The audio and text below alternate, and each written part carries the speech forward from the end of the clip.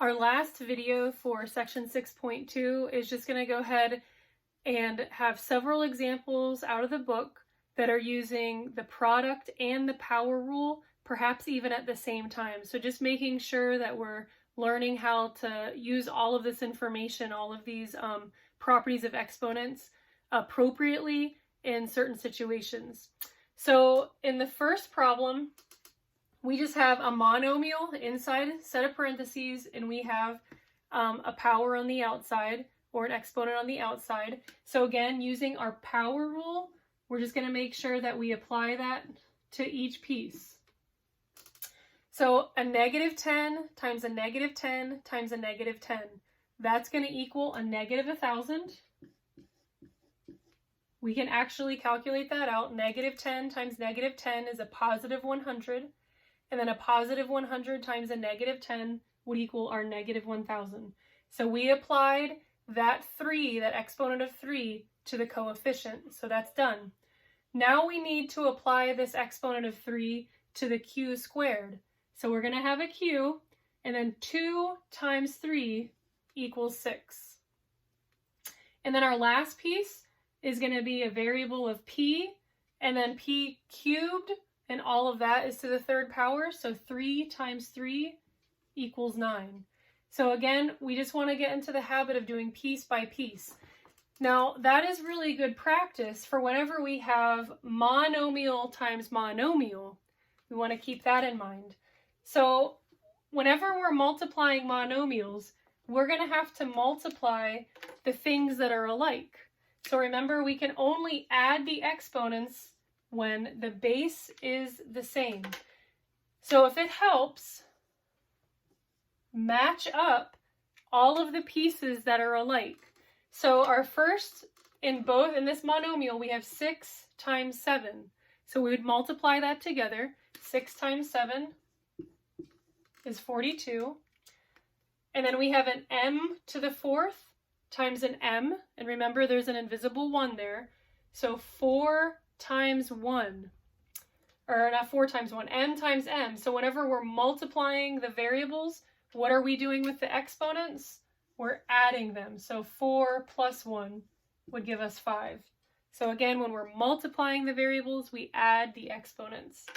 And then our last, we have n to the third times n to the fifth.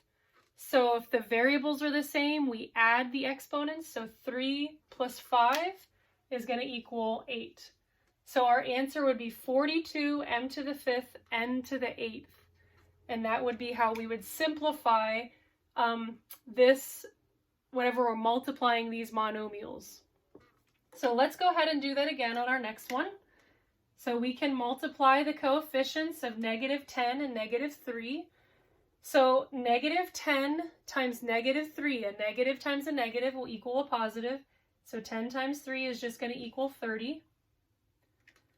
And then we have an x variable here and an x variable there. So when the variables are the same, we add our exponents. So 5 plus 3 equals 8.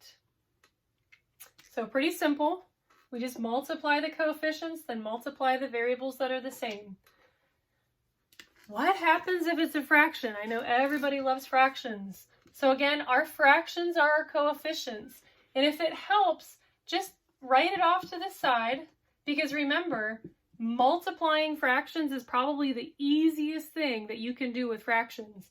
So you're just going to multiply across the top, which would be 15, multiply across the bottom. So 3 times 5 is 15.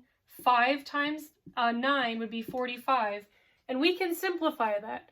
15 over 45.